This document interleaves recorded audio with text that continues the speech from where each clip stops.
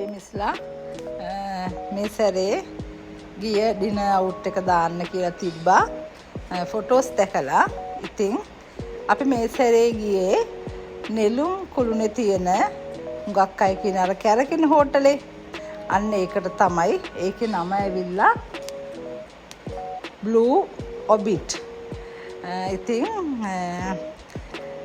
Plan කරන් ඉඳලා යන්න වෙලාවක් තිබ්බේ නැහැ. මේ සැරේ අපි 14 වෙනිදා ගියේ එකට.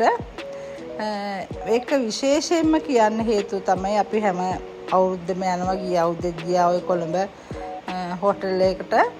මේකේ තියෙන විශේෂත්වය තමයි මේකේ ස්ටාෆ් එක පුදුමාකාර විදිහට ෆ්‍රෙන්ඩ්ලි. හැම තිස්සෙම ඒගොල්ලෝ අවධානයෙන් ඉන්නේ කස්ටමර්ස්ලා ගැන. ඒගොල්ලෝ මොකක් හරි අපහසුතාවයකින් ඉන්නවා නම් ඒගොල්ලොත් එක්ක යන බබාලා මොකක් හරි අපහසුතාවයකින් ඉන්නවා නම් කොහේ හිටියත් ඒගොල්ලෝ ටක් ගාලා එතන අපිට පේන්නේ නැහැ අපේ දිහා බලන් ඉන්නවා කියලා. ඒ වුණාට ඒගොල්ලෝ ටක් ගාලා ඉදිරිපත් වෙනවා ෆොටෝ එකක් ගහන්න හරි කෑමක් මොකක් හරි ප්‍රශ්නයක් තිබ්බොත් හරි ටක් ගාලා එනවා. ඒ කියන්නේ කෑම වල ප්‍රශ්න නැහැ. මේක මොකද්ද? මේක කන්න පුළුවන්ද? අපිට කාලා පුරුදුද? ඉතින් ඒගොල්ලෝ ඒවල විසඳනවා. අනේ මිස් මේක රසයි, මේක මේ කෑම එක, මේක කන්න, මේක try කරන්න. හැම තිස්සෙම කියන්නේ කන්න කියලා. පුදුමාකාර කාර්ය මණ්ඩලයක් තමයි ඉන්නේ. විශේෂයෙන්ම මේ හෝටලයේ අධ්‍යක්ෂක මණ්ඩලය මේක බැලුවොත් ඒගොල්ලන්ට ස්තුතිවන්ත වෙනවා මේ වගේ කාර්ය මණ්ඩලයක් නිර්මාණය කිරීම ගැන. හැමෝම ඉන්න සිනහමසුමුයි. අපි යනමන ඉතින් හොටෙල් වලට සමහරක් අයට අය ඉන්නේ ගොඩාක් හෙම්බත් වෙලා. අනේ මන් දන්නේ නැහැ මේ ඒගොල්ලන්ට ටිකක් මේක වදයක් වගේ පෙනෙනවා අපිට සමහරක් අය මූණු දිහා බැලුවාම. ඉතින් මෙතන සුපිරි කාර්ය මණ්ඩලයක් ඉන්නවා. ඒගොල්ලෝ හැමෝම එක වගේ හැමතිස්සෙම ඉදිරිපත් වෙනවා. ඒ කස්ටමර්ස්ලාගේ උදව්වට කෑම හඳුන්වලා දෙනවා. සමහරක් ඒවා අපි කන්නේ බයයිනේ. අපි ගොඩාක් යන මෙතන ඇහැපිනවන මේ තියෙන දේවල් ඔක්කොම කන්නේ නැහැ. ආ එකක් තමයි මේකේ මිල රුපියල් 9000යි. 9000ට කියන්නේ ගොඩාක් ලාභයි මේ කෑම වේල.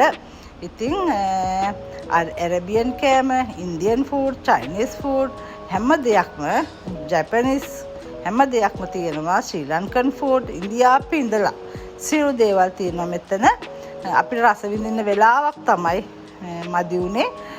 හවස 6 මාරි ඉඳන් රාත්‍රී 11 මාර වෙනකම් මේක ඕපන් කරලා තියෙනවා. මේ මෙතන පේන ෆිෂ් මෙතන බෙල්ලෝ ඉන්නවා. මේ ෆිෂ් කෝනර් එක. ඉතින් මට රස බලන්න බැරි වුණා. වෙලාව මට මදි වුණා. ඇත්තටම වෙලාව මදි.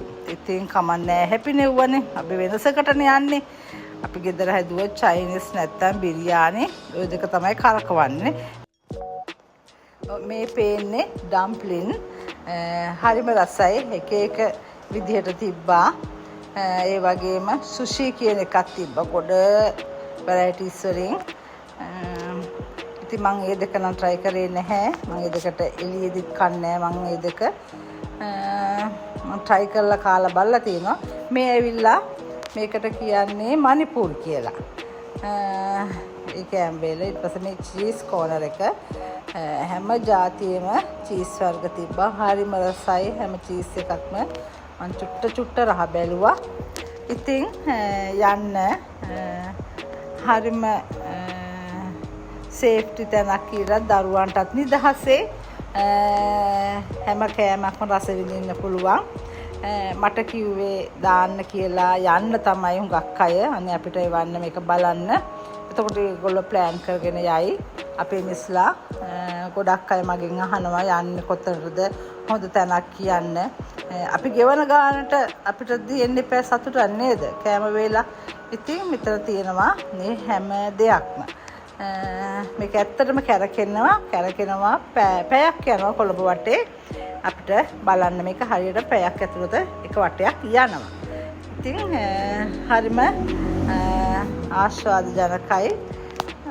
වෙලාව ප්ලෑන් කරගෙන හැම එකක්ම රස විඳින්න. සමහරක් ඒවා මට රස විඳින්න බැරි වුණා. අපි අයිස්ක්‍රීම් කන්නේ කොහොමත් මෙහෙම ගියාම අපි විතරම අයිස්ක්‍රීම් කනවනේ. ඒ වගේ මෙතනේ චීස් කෝනර් එක. මේ හැම චීස් එකක්ම රහයි. ඉතින් හරි හොඳ කාර්ය මණ්ඩලයක් මට අපි එළියට යනවා. අපිට හම්බ වෙච්ච හොඳම කාර්ය මණ්ඩලයක් මෙතන ඉන්නවා.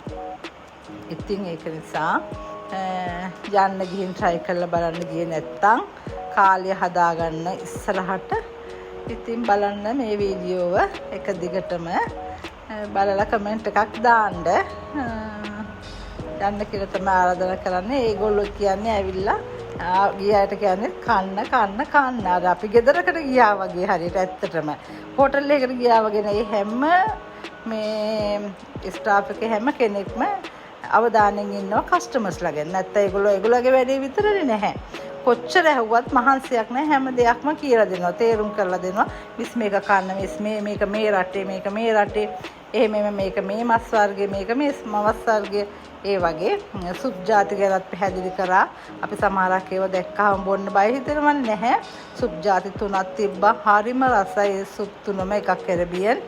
ඒ වගේ හරිම රස සුප් ජාති 3ක් තිබ්බා. එහෙනම් බලන්න මේක ඩේලි ඕපන් බලලා කමෙන්ට් එකක් දාන්න.